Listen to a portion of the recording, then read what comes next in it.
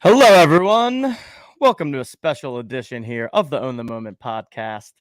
I'm TJ Lasik. I'll be your host here today. And we're going to be talking a little bit of golf. There's been quite a lot happening in the golf universe over just the past week here. We've got the PGA Tour and LIV quote unquote merger. I know there is debate as to whether or not it's actually a merger, which we'll get into. We've got the Canadian Open, which was an awesome finish this past weekend, with Nick Taylor becoming the first Canadian to win it in the last 69 years. And to top all that off, it is US Open week, and we are here at Own the Moment launching our Blitz Fantasy Golf Pickem game. Tons to discuss. We're going to break it all down today. And sitting on the other side of the room from me than we're used to at this point, over from the Rainmakers Pro podcast, we've got Mr. Cupe in the building. Cupe, what's going on today? What's up, man? I'm excited for this podcast. Excited to just kind of talk some golf. Super excited for Blitz Fantasy Golf. For those of you who haven't seen it yet, I mean, fun, innovative way for just about anybody who's remotely close to the game of golf, being able to just jump into a game, have some fun, get some skin in the action. It's always more fun in the majors when you've got a little extra skin in the action, or if you've got a golf pool with your friends. This is a way to get some added sweats for Los Angeles Country Club, which it looks to be absolutely pristine of a golf course to take on a US Open. Going to be really fun to see these guys manipulate their way around this venue. Without a doubt. A couple quick programming notes before we get into the show. First, just want to say, so this is going to be, we're recording this live right now on the YouTube channel. It's also going to be posted to the Own the Moment podcast feed. For those of you that have not been keeping up with the DraftKings, Rainmakers, PGA Tour stuff, just wanted to quickly highlight everything that we have there. We've been partnering with DraftKings for the past couple of months here, where we've built out our suite of Rainmakers Pro tools, as well as weekly content that we are doing, where we're talking through the Rainmakers game. Essentially, the game is a NFT-based fantasy game where you collect player cards of different golfers from the PGA Tour. You then use those to build lineups and compete in contests to win real money each and every week. So you can go ahead, check that out. It is the Rainmakers Fantasy Golf Show. So you can check that out on all podcast platforms. It get posts there, as well as to this very YouTube channel. And we're also gearing up for Rainmakers football, which is going to be coming soon. So we'll have some information on our Rainmakers football plans.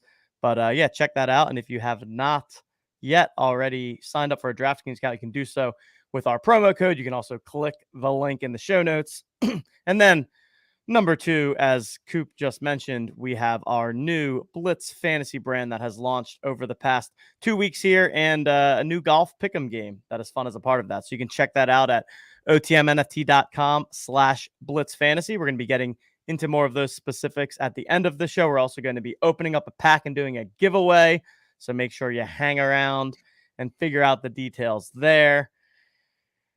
And that will do it. Well, on top of the Blitz Fantasy, we also, or on top of the golf packs, we also have football best ball packs for Blitz Fantasy. So you can find all of those at the same link. Going to be a fun summer. And Justin and I recorded a podcast last week talking through all things best ball, both Blitz Fantasy best ball, but also some high level strategy tips for both Underdog and DraftKings when it comes to best ball.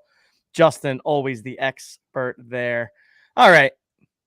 That does it for the things. Today's agenda, basically 3 topics. So we're going to start off talking through our thoughts on this PGA Tour LIV merger situation, drama, whatever we want to call it, and give our high-level takes on what's going on there and what we think it means for golf as a whole. Going to talk a little bit of the US Open. As Coop said, I've been watching the videos. You got, I mean, this happens every year, but you got the people dropping the golf balls into the rough and it just automatically disappearing. Looks crazy out there. Going to be absolute carnage, but a lot of fun. And then, like I said, the Blitz Fantasy deep dive at the end. So there we have it, Coop. Let's talk some PGA Tour, some LIV. I'm just going to give a quick recap on kind of the situation for anybody that may not be familiar with it, and then we'll get your thoughts after that.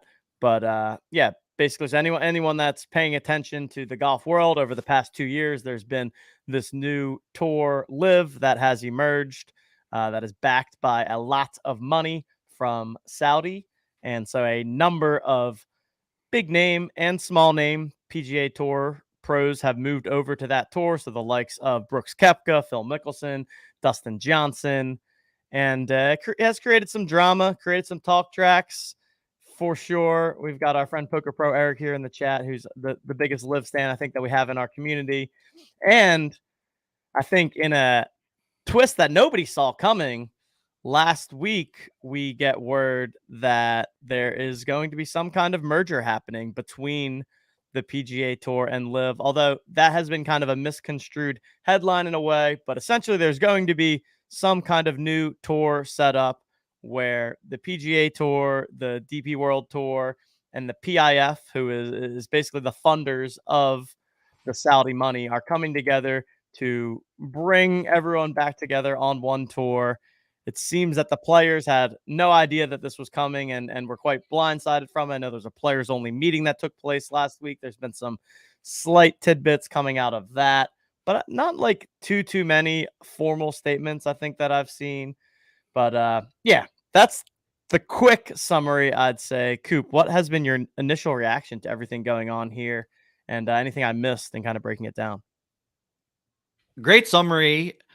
To me, there's a variety of conversations that are out there in the golf world these days.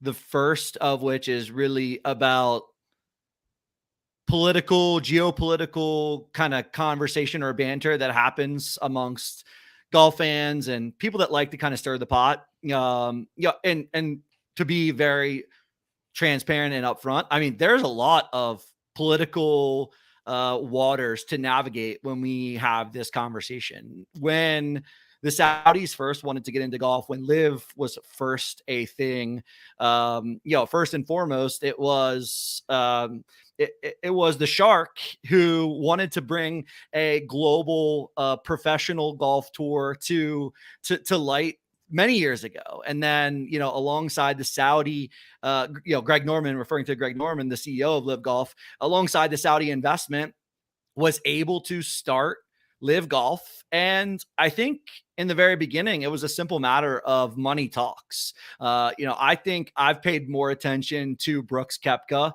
and what Brooks has said than just about anybody else, because he seemed to be able to remove the idea of golf even entering his brain as part of the decision. It was a spot for someone like Brooks, who was hurt, wasn't getting a guaranteed paycheck, wanted to play golf to win the biggest tournaments in the world, didn't necessarily care about the week in, week out random tournaments that he would be playing, other than to get paid, right?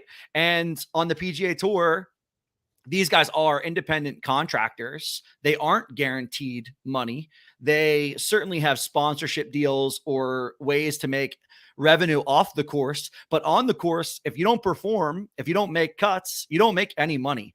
And when LIV approaches somebody and wants to offer you 8-9 figures of guaranteed income to simply do exactly what you're already doing, it becomes a real decision. It becomes a real point in time in your life to change your family's in your own, your own, like, essentially, like, where you're going, your own path that you're carving kind of on this earth, on your own life, essentially. And I think it's so easy to just put sports and athletes on pedestals, to say, I wouldn't have taken the money, and it's a sad thing that you guys have taken this money. And I think that's just a very difficult, easy to boo from the cheap seats, easy to say what you would do until that situation was real.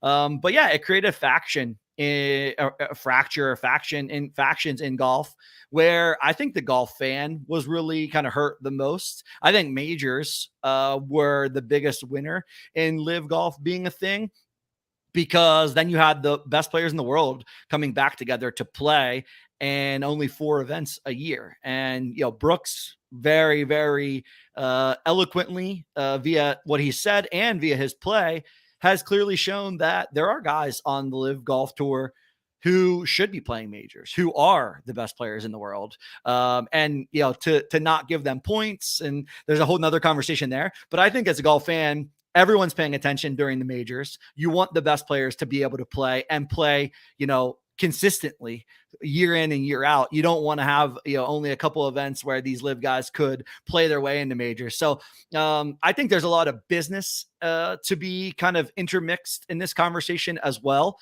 The PGA Tour as a business, as, sponsors, as money continues to go out to the players.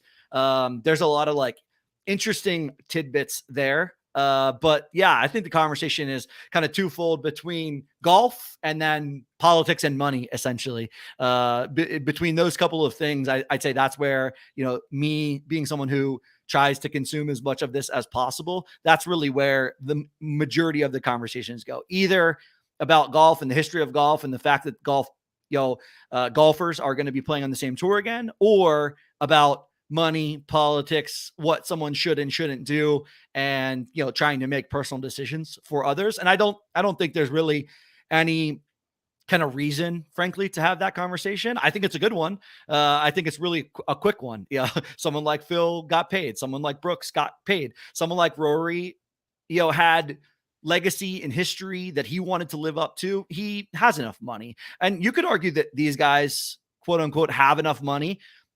I think that's such an easy thing to say. If someone's going to pay you to do a job and they're going to pay you 10 times more, it doesn't really matter how much money you have. It's still about getting paid, doing a job, setting up your family. I think everyone respects somebody like Harold Varner III, who from the jump has basically said, this is a lot of money that I and my family could do a lot of good things with, and that I think I can personally change, golf in his own way and leave his own impression on the game. So yeah, I think it's an interesting conversation. Excited to have the conversation with you here today. I mean, what are your takes on just in general, seeing the PGA Tour kind of go 180 degrees? Because there's a lot of different hypotheses that you can conjure up, and there's a lot of different stories out there that are already live about why the PGA Tour has officially, done a deal with the Saudi PIF money.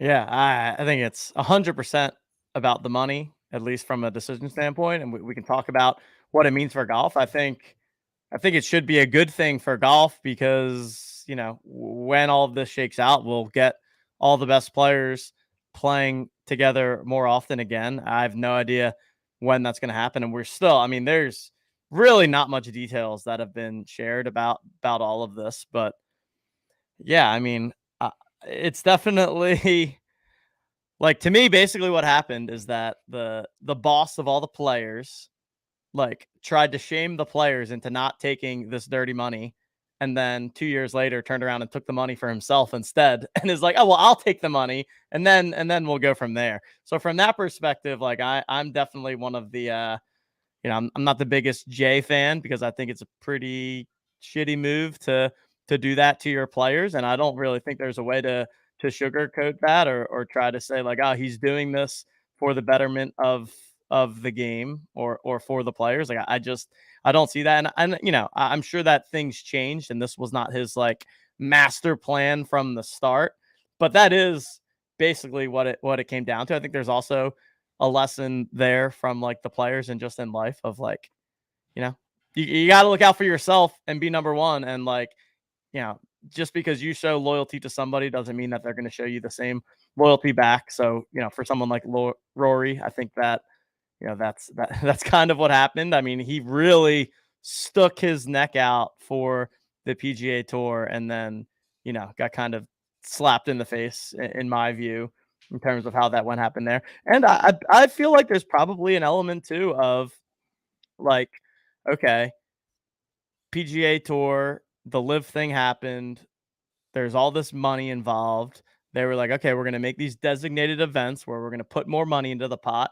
And maybe they looked at their financials and they were like, well, you know what, guys, we actually can't really do this for very long. We can't just, give all of this money into the prize pools. And you mentioned the things with sponsors, they probably just started to realize that they were going to get squeezed sooner than later. And also LIV wasn't going to go away, right? Like, Victor Hovland wins a tournament recently. The money's still there. They can still hit up Victor and be like, yo, whenever you want your 100 million or whatever they're going to offer him, like you can come through here. So I find that to be pretty much my take from like a business and money side. And like, yeah, at the end of the day, money talks. And now the PGA Tour will have access to endless money, which, hopefully is used for the betterment of golf. I think another take on the situation is like, okay, the Saudis clearly want to be involved in golf, and they have all the money in the world. So they will be involved in golf. Why not have them be involved alongside the PGA Tour rather than kind of at odds with the PGA Tour? So that's my general take. And, in a way, the guy that knew this all along was Phil Mickelson. I mean, you say what you want about Phil Mickelson, and I know a lot of people have their takes on him that are not so positive, and I know Phil has done certain things in the past that people don't look on super favorably. But like, I do think in some kind of like Dark Knight way, this was what Phil wanted to accomplish. Yes, he wanted to secure a bag for himself, obviously, but I do think he genuinely wanted. I felt like he was getting, used by the PGA Tour for decades, and kind of came to that realization and didn't want the same thing to always be happening to these younger guys coming up. And so, he kind of fell on the sword and became the bad guy that what's the Batman saying? Not the hero we need, but the hero we deserve, or something. And in kind of like a Dark Knight hero type of way. I think without Phil, none of this ever happens, right? And, I also wonder, like, I think there were very few people that knew about this deal. I do feel like Phil was one of them based on, I mean, he's been feeling himself on Twitter lately, and that's probably why. Like, he's probably like, oh man, I know so much more than all of these other people do. And like, I'm just going to sit here on my high horse on Twitter. But yeah, Phil Mickelson, I think, is a fun character in this story that is the PGA versus LIV. Yeah, and this story, frankly, is just getting started. If you're following along, this deal is going to get evaluated under either, I don't know, the right government entity here, either the DOJ or Congress, for antitrust laws, and if that violates these antitrust laws, there's a long way to go until this deal is actually a deal. And frankly, you hear a lot of the PGA Tour players kind of saying these things. They announced this deal in a rather rushed way. Potentially, there's speculation that the deal was going to leak, and they wanted to get ahead of that leak, which is the reason why, that last Tuesday, this got announced. That same day, Jay Monahan held a players only meeting, and basically the end all be all from the players only meeting was, it was a nothing burger. Jay doesn't have a lot of details. There isn't a ton of information about what golf events are going to change, if any, what new events are going to come to the PGA Tour.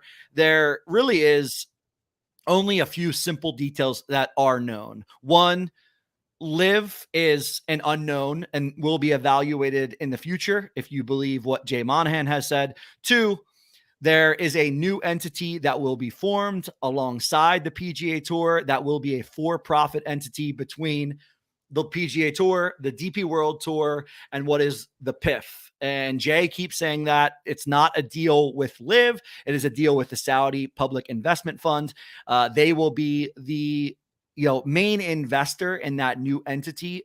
Therefore, they have the chairman of the board, who Yasir Al-Rumayyan, and everyone that you've seen say that name, is basically indicating that he's bought golf, right? That's the motto out there. And Jay is the CEO. So it's Yasir, and it's Jay, and it's a few other kind of business advocates that helped make this deal. One being Jimmy Dunn, who, not to kind of enter or wade into the geopolitical waters, but Jimmy Dunn owned a investment banking firm who lost 63 people on 9/11, which is why there is a lot of angst and patriotism that comes into play when Jay uses 9/11, less than a year ago to try to keep his players and try to publicly shame. And honestly, there's no other way to kind of say it other than bluntly saying he publicly shamed golfers that that's the part the to money. me that is like the most messed up of all this. Is Yeah, like and literally I think shamed people and then turned around and took the bag for himself. And I think there's an element here of like ruthless business people and doing ruthless business.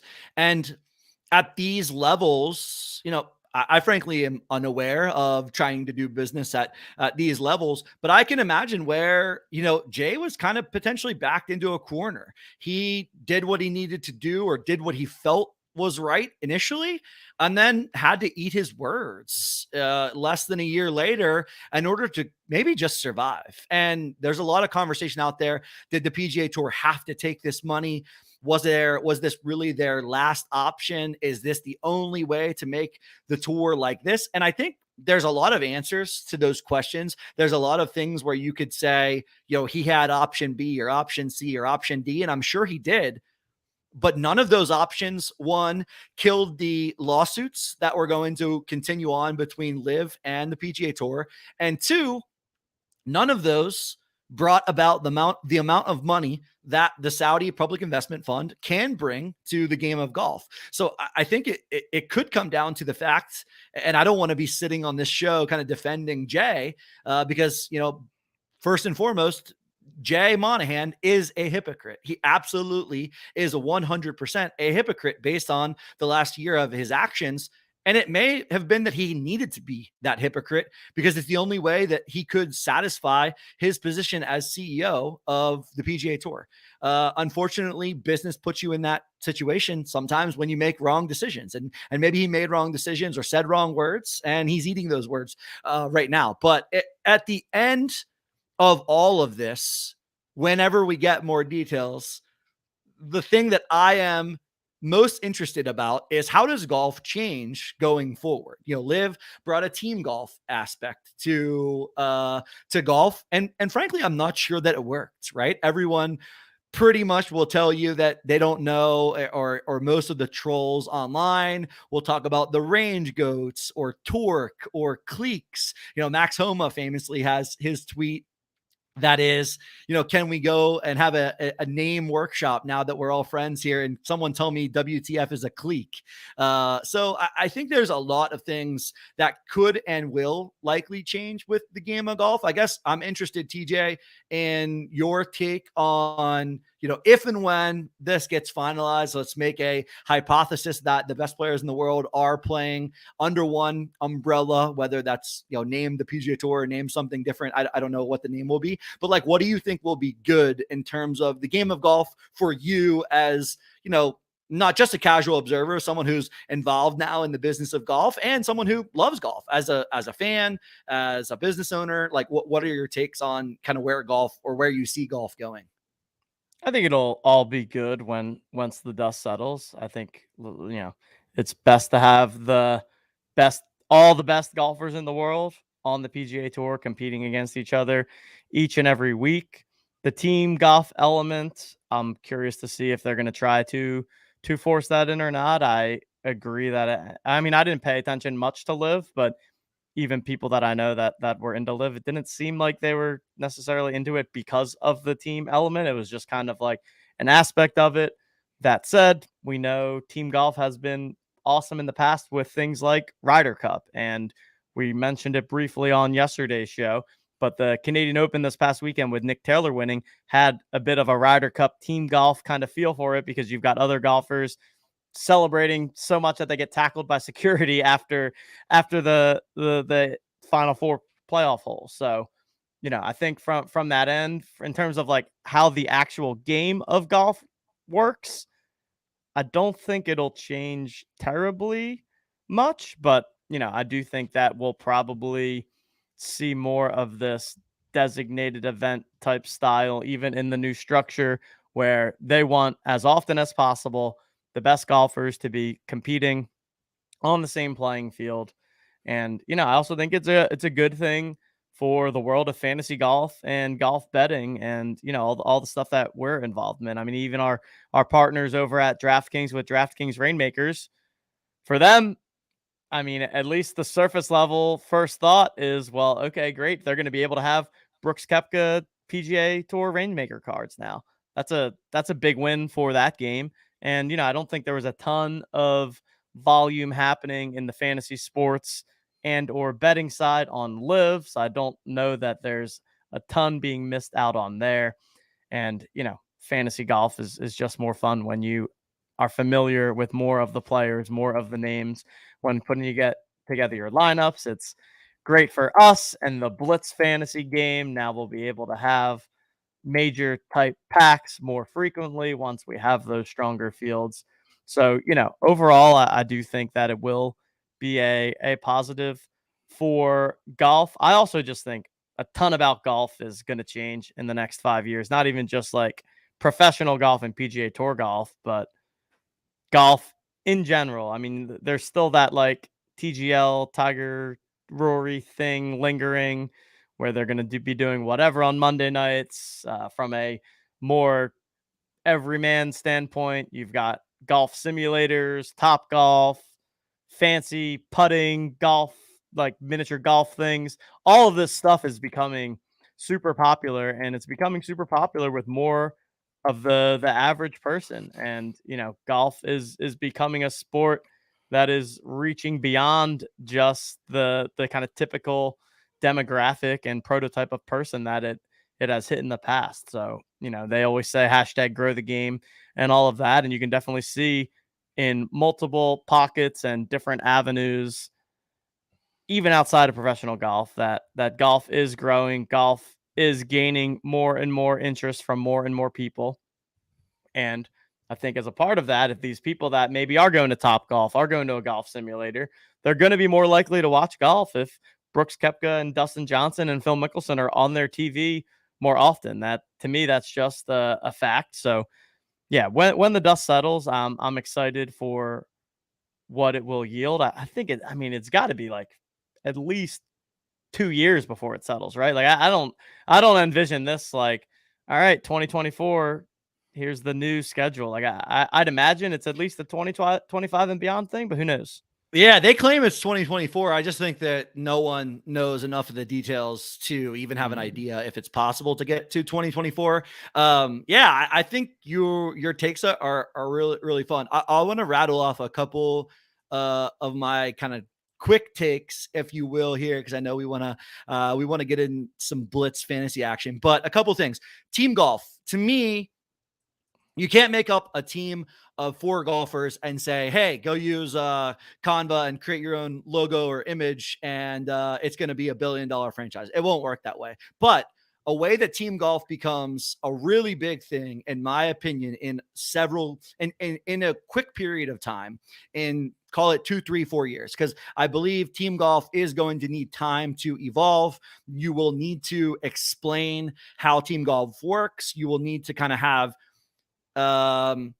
the avid fan get on board first before you will get sort of any mainstream attention to team golf.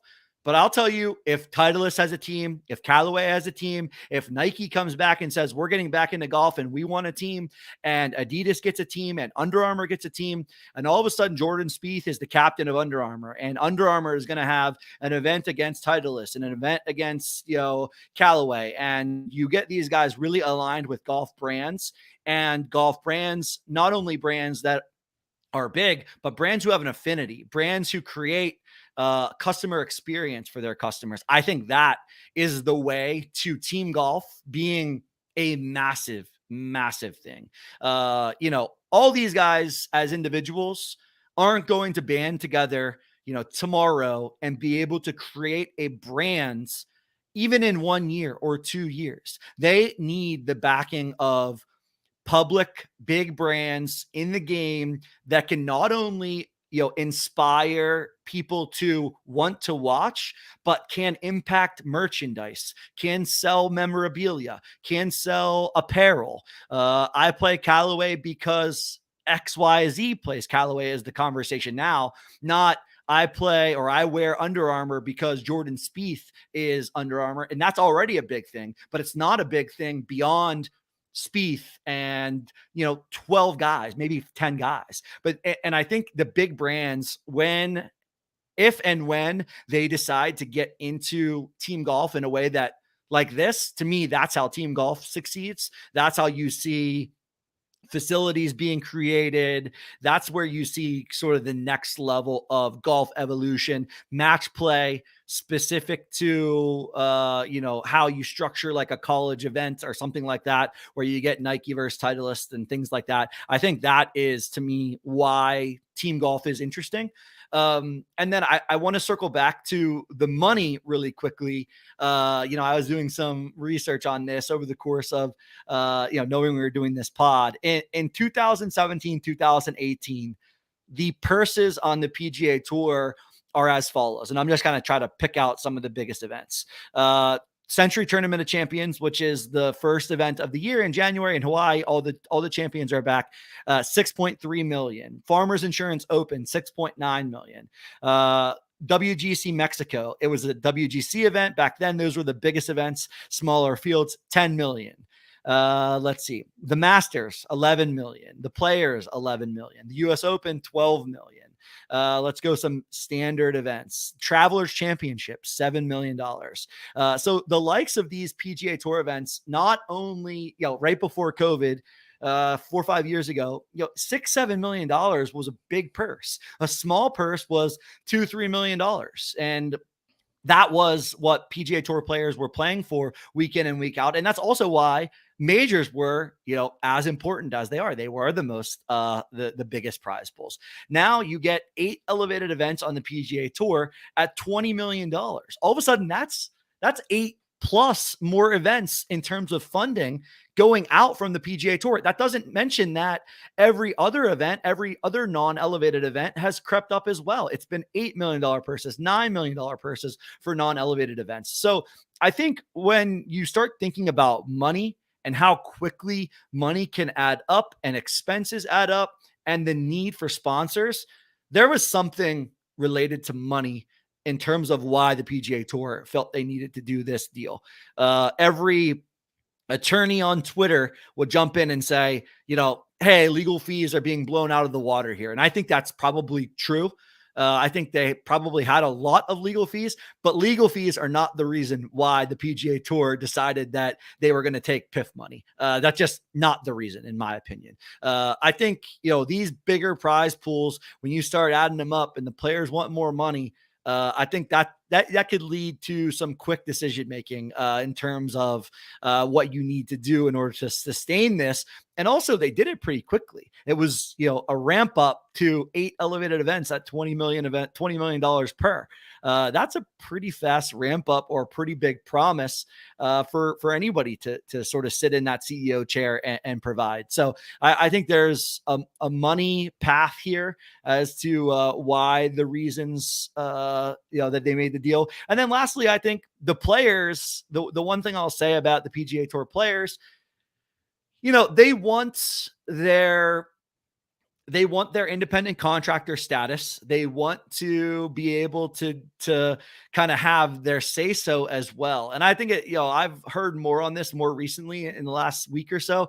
It's really hard to want both of those things. Being an independent contractor and then wanting a seat at the table, beyond the top 5 to 10 guys in golf, beyond the Tigers and the Rorys and the people who really bring people to the game in terms of eyeballs and how sponsorship dollars get spent. Beyond those guys, it's pretty hard to sit here and, sympathize when all that's happened for a PGA Tour player is purses have increased and they've gotten a little less say maybe. But I don't know. It's hard I see both sides of the argument. And to me, it's a great time for the players to think about banding together and creating a union. Maybe there's better conversation. Maybe there's more known between the players and the PGA Tour if there is a union in place. Baseball has a union. All the major league sports have the Players Association, that they have their stands, and there's agreements that get made and things like that. So maybe it's time for golf to think about that. So I don't know. Those are some of my quick takes here for how golf is changing. But man, it's never been more of an exciting time to be a golf fan and someone who likes the back and forth and the business angle of all these things. So yeah, fun stuff ahead.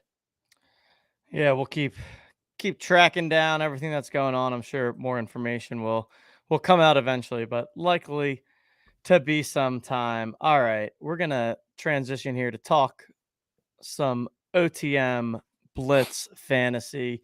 Pretty pumped about this one. We've got our best ball packs live now. Let me go ahead. I'll share my screen here.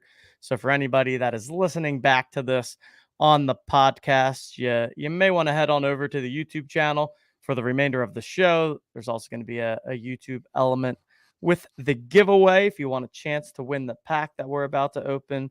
So here we have it.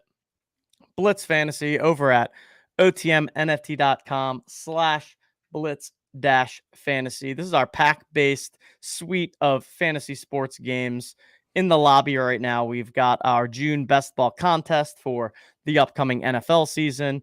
Already have over 270 entries into that one with over 26,000 gold up for grabs and prizes. One thing about these contests is that 100% of the gold that goes into the pack purchases also goes into the prize pools. And for this Thursday, we've got our U.S. Open Golf Pickem packs available for sale. How this game works for Golf Pickem is that you're going to open up a pack. In each pack, there are 20 golfers, 5 golfers from each of 4 different tiers. So we set 4 tiers of golfers, tier 1, tier 2, 3, 4, based on the odds of the upcoming tournament. So the top 10 golfers are in tier 1, the next 15 are in tier 2, the next 25 in tier 3, and then the final 25 in tier 4. So 75 golfers total. Not every single person in the field will be in the Pick'em packs. We're only pulling in the top 75 golfers in odds. And so here we go. Also, if you happen to be somebody who completed the March or April, or was it April or May? April or May checklists.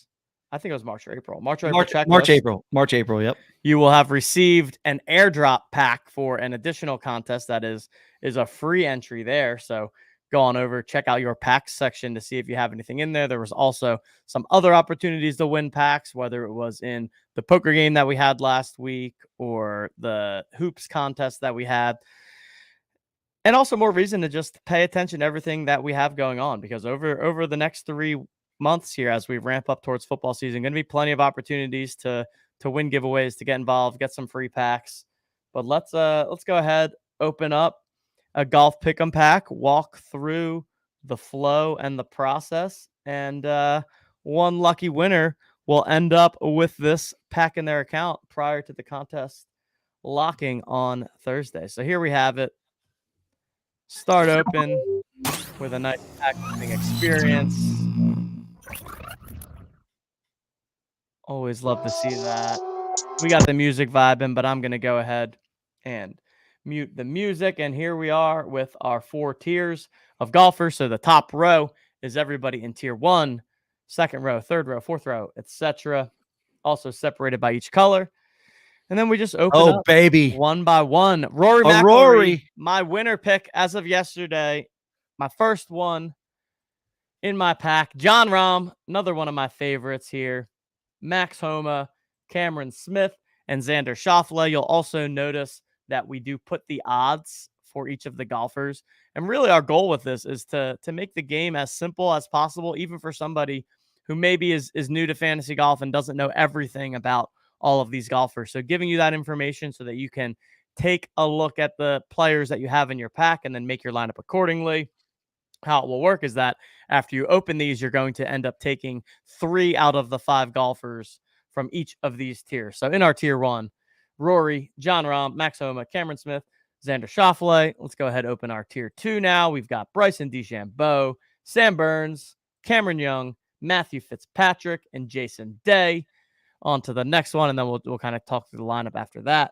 Tier 3, Adam Scott, Denny McCarthy, Emiliano Grillo, Gary Woodland, and Patrick Reed. And then the final one, Lucas Herbert, Adam Hadwin.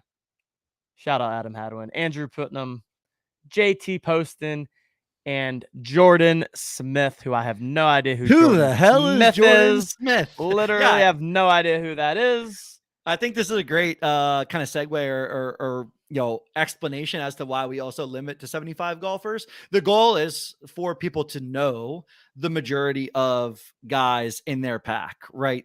And that's also why we've separated the tiers based on size. We want you to get guys in tier 1 that you want to play, but also where you have to make some strategic decisions. I mean, this is actually a really tough decision, in my opinion, in tier 1 here.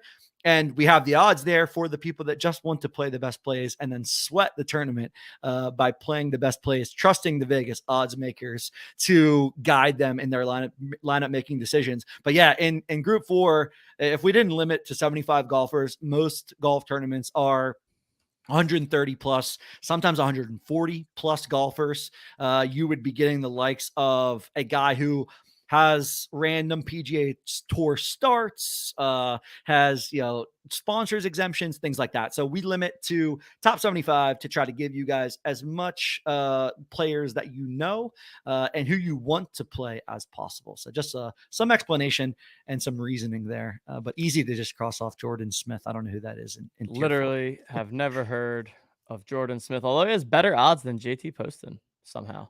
Not ideal for my guy, Postman. Not ideal. So here we have it. Then you get on over to the lineup builder screen where you can now select 3 of the 5 golfers in each of the tiers. So I think we're locking in Rahm and Rory to start here. And then, all right, Cupe, Xander, Cam Smith, or Max Homa, who you like in this week at the U.S. Open? Yeah, I think this is an interesting decision. I think most people would just jam Xander here, right? Best odds by a good bit. I think Cam Smith and Max Homa are both really good targets for this golf course. I actually would prefer playing Cam Smith here because I think you're going to need to putt at Los Angeles Country Club, and I'll take Cam Smith's short game and putting over Xander and Homa. And I don't think you need to be that great off the tee around here. So I'll take Cam Smith. Shout out Liv guy. I think too many people give Xander too much credit, but every time I say something like this, Xander will be top 3 this weekend. Just book it now. There we have it. So John Rahm, Rory McIlroy, Cameron Smith. Now, Matthew Fitzpatrick, Bryson DeChambeau, Cameron Young, Jason Day, Sam Burns. Really, really tight grouping here. 5 solid guys that we could go with here. Bryson coming off a nice performance at the PGA Championship. Matthew Fitzpatrick with the best odds in this group. Jason Day with a win recently. What are you Fitzpatrick also here? defending here, U.S. Open, last year's U.S. Open championship. Right, I think we got to lock in Fitzy to start. Yeah, I'd lock in Fitzy. I'm Xing Cam Young. Don't think his game is anywhere near as sharp as it needs to be in order to win a U.S. Open. This is fantasy golf, so you don't need to win. But I think you need guys at the top of the board to be able to kind of take this contest down. So I'm Xing Cam Young here pretty quickly. And then I don't think the golf course really sets up well for Bryson. Usually better when you can drive and gouge it. And maybe you can a little bit around here, but I think it requires a lot more entire bag play. So I like Jason Day, and I think Sam Burns is playing really good. I'm usually not a Sam Burns guy, but I think he's playing pretty good. So I'm favoring the end of the odds board there, but I like Day and Burns here. There we have it. Fitzpatrick, Jason Day, and Sam Burns. Now in the next tier, we've got Adam Scott, Patrick Reed, Denny McCarthy, Gary Woodland, and Emiliano Grillo. I am definitely going to lock in Adam Scott to start. We talked about him yesterday on the Rainmakers Fantasy Golf Show. I think we're both pretty big on Adam Scott. And I mean, Patrick Reed, we might have to give a LIV guy some love here. Got him at plus 7,500. I think of this group, if anybody was going to be able to perform in a major, it would be Patrick Reed. So completely agree. I'm going to go with him there. And then you got your final 3 here: Denny, Gary Woodland, and your boy Emiliano Grillo. Who you going with? Man, I'd love to go with Grillo, but I don't think we can do that. I think we got to go Denny McCarthy here. Just what happened here? What did we time out? Is that a thing? Technical difficulties. Okay, so who I think we go Denny. I think we go Denny McCarthy there. We go Denny. Okay. All right, it came back. Okay, we back. Brief technical difficulty there. Oh yeah, I don't know what just happened. All right, so we've got Adam Scott, Patrick Reed, and Denny McCarthy, and then the final one: Lucas Herbert, Adam Hadwin, Andrew Putnam, Jordan Smith, and JT Poston. I am gonna take Adam Hadwin. You just have I think it's the best pick in there. Here, the narrative coming off of that big tackle on the Hopefully he's healthy. Hopefully his shoulders are healthy. Feeling good. I've been big on Lucas Herbert. I've been big on Lucas Herbert this year. Actually thought he was going to get himself into the Masters. Fun fact, he missed the Masters by one place in the world golf rankings. Top 50 in the world get into the Masters. He was 51 at the time of the cutoff. So I like his game. Big guy, can play well throughout the bag. So I like him. And then, I think it's a question, Putnam or JT Poston. Putnam clearly playing better golf right now. I think down here in tier 4, happy to let the odds dictate where we go. You could always catch a little bit of golf variance or be on the right side of golf variance, but not many people are going to click Andrew Putnam, in my opinion. So you just let the pack gods of Blitz and the odds dictate where you go here in tier 4, in my opinion. There we have it. So we have finalized our lineup. As you can see, super quick and easy game to play, which is definitely the idea here, and really able to put together lineups in a quick way. You could do them even quicker than we just did right now. Just going through, zooming through, pick your 12 golfers, move along. This pack will end up with one lucky listener. Now, how do you enter the giveaway? Here's what we're going to do. We are about to shut down this show, and you're going to go ahead, leave a comment in the YouTube channel. So after we, not in the chat here live, but after we shut down the broadcast, head on over to the YouTube video. In the comments, drop us, who do you think is going to win the US Open? And also leave us your OTM username if you want us to be able to get a hold of you, or Discord name, or if your YouTube name is clear enough, some method for us to get a hold of you. So your US Open winner pick, a way for us to contact you. We'll go through tomorrow and we will pick a lucky winner. We will get that pack over to you before the contest locks on Thursday, and you will be competing in the 99 gold contest for all of the gold in the prize pool. So there we have it. Cupe, I see that you may have a shot. Okay, I didn't know if you. We're good. All right, we're good. Any final thoughts for the people as we close down the show? No, I think great conversation. Tons more happening in golf. Check out TJ and I on Mondays. We do the Rainmakers Fantasy Golf Show, but on that show, we typically try to give some golf takes and talk about what's relevant in the world of golf. So tune in on Mondays for that show. And super excited for Blitz. I'm jealous I can't play Blitz because I love the pack opening experience alongside some strategy in terms of how you're picking golfers, but enjoy it. Get into that contest. 100% of the pack purchases going to the prize pool, which you don't see anywhere else in the industry. So head on over to otmnft.com /Blitz Fantasy and enjoy yourself some Blitz. Enjoy the US Open. And exciting to see and watch the leaderboard to see who ends up at the top of the board. There we have it. Thanks, everyone, for joining. Remember to leave your comment with your winner pick in the YouTube notes, like the stream, all of that good stuff. And we will catch you next time. On behalf of Cupe, I am TJ. Go Rory.